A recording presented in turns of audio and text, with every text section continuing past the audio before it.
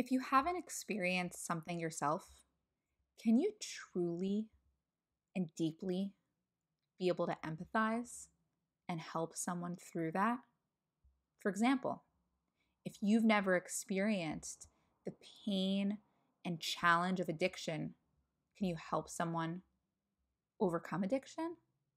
If you've never been dealt the huge blow of the loss of someone close to you in your life, can you help someone who's grieving? As a social worker, a clinical social worker, and therapist, this is something that I'm asked about, and it's something that over the course of my career thus far, I've put a lot of thought into. And it's not a simple yes or no kind of question.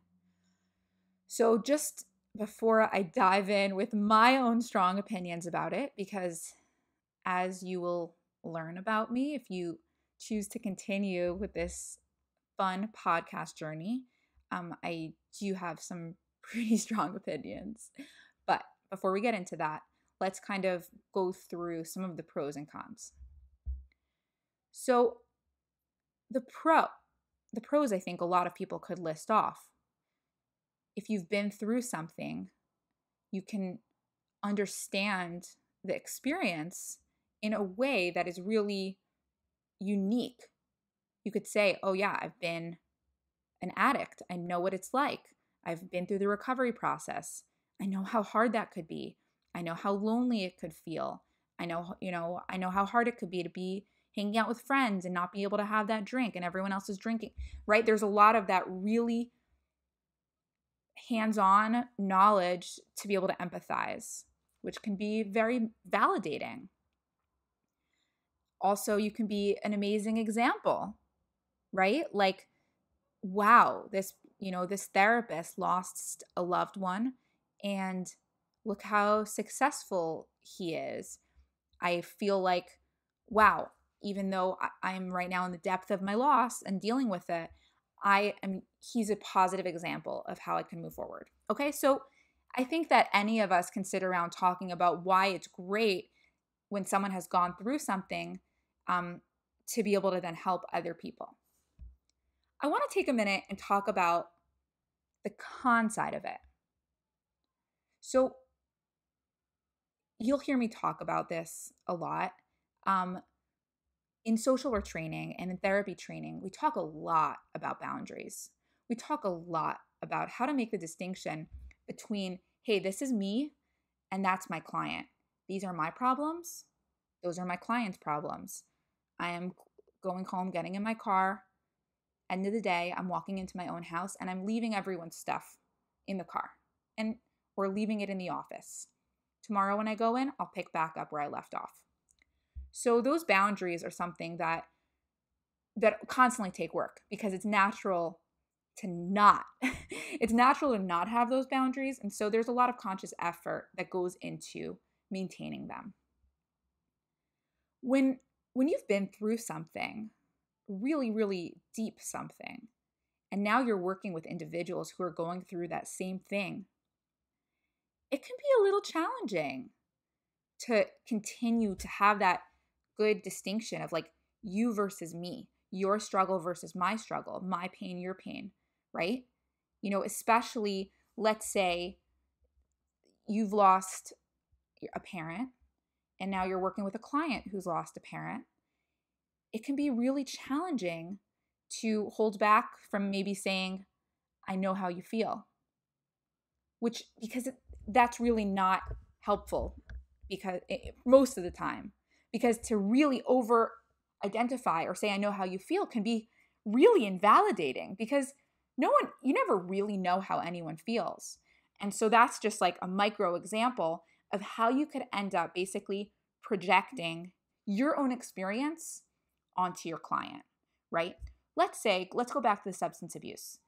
Okay, you were using a substance and you hit rock bottom, you overdosed, woke up in the hospital, your family was devastated, and you're like, you know what? This is it. I cannot do this anymore. You realize the pain you're enduring, the pain everyone around you is enduring, and you commit, you get clean, do 12-step meetings, and moved on with your life, and now you're helping people in the substance abuse field, right? So what happens when you then end up working with clients who have a very different path? Their family forced them into treatment, perhaps, and they have not had that epiphany that you had. And so while your story may have been a bit more linear, their story might have a lot more just ups and downs, in recovery, relapse, in recovery, relapse. And so it may be frustrating because you did that really hard work to claw your way out of the pit of addiction. And now your client is just not getting it.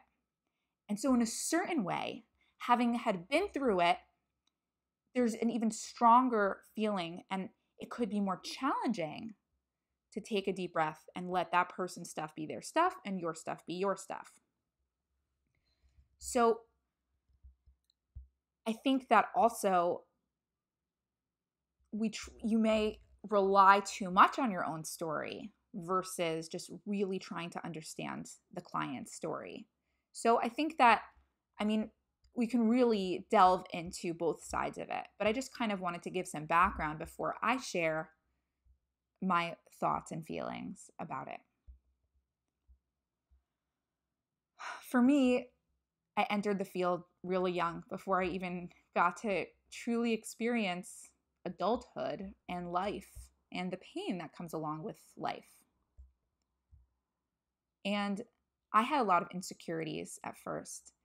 I've never been through this. How can I support someone through it?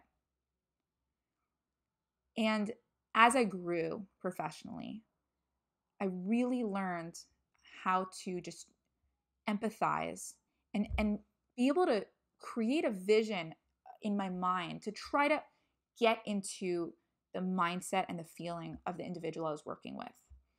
And so I worked in the medical field. And when I would have a new client come in, newly diagnosed with end-stage renal disease, newly on dialysis, not sure what's going on, life is overturned, so much turmoil, so challenging. They feel so overwhelmed. They're on disability, on leave from work, worried about how they're going to support their family. I've never been on dialysis, thank God. But I feel that I truly did my best to try to imagine what these individuals were dealing with and approach them with kindness, patience, and understanding that I felt was the best way to establish a relationship and help them feel supported. And I continued to do that through my career, do my best to try to understand where someone's coming from, even without having been through it myself. And this is what it comes down to. And I've really thought about it a lot. Pain and suffering are universal. Everyone experiences pain and suffering in some form. It comes in different shells, different cases. This case could look like a breakup. This case could look like a death of a loved one. This case is a disability. This case is a medical issue, right? There's different ways that this pain and suffering is packaged.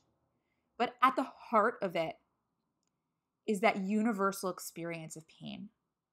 And so for me, I can say, as a human being who has experienced pain, who has experienced suffering, I can tap into that and use that to establish empathy for my clients. So it's okay if I wasn't on dialysis. It's okay if I didn't lose someone very dear to me. It's okay if I haven't struggled with addiction. I've been in pain. And so when I listen to my client as they talk about the pain and the suffering and the sadness they experience, I can truly be with them, not through having been through it, but through connecting, through having experienced pain and it being just in a different form. And I want to end with something that I think is really interesting and kind of ties this whole thing together. I worked in a children's hospital, and I helped parents with children who had medical issues and special needs, and moms who struggled with self-care, and dads who were in the ICU with their child and worried, parents who were waiting for a diagnosis. And when I was with these parents, I truly sat with them, and I felt that I did my best to establish that connection, and I was very pleased with what we were able to work on together. Fast forward, and I gave birth to a child with medical issues. And I went through a lot of the experiences that the parents who I supported went through, waiting for genetic test results, being in the hospital, not knowing what's going on, feeling worried, struggling with self-care when managing your kids' needs. And you know what? When I think back to my role as a social worker with those same parents, okay? And now I've been through it. What would I change? What would be different now that I actually know what a lot of that feels like? Guess what? Nothing would change. There is nothing I would change. If anything, I think it might be harder for me not to blurt out stuff about my own experience, or to say, yeah, this is really rough. I have experienced it, right? So the only thing that I can imagine being different is not in a way that would benefit the families, more just stuff that I would be wanting to say. So I feel like I can't speak for every case. I'm not an example for every single thing out there, but it's kind of cool to have directly experienced this and to be able to think, I really wouldn't have done anything differently. I feel that there is that way to be truly compassionate and empathetic without having been through that specific experience. Thank you so much to those of you who are listening, following along for this Hope While You Cope journey. And I am excited to see where it goes. So if you are interested in a video version, I have all of these episodes on video on YouTube. And you can email me with any questions or feedback at hopewhileyoucope@gmail.com. All right, see you next time.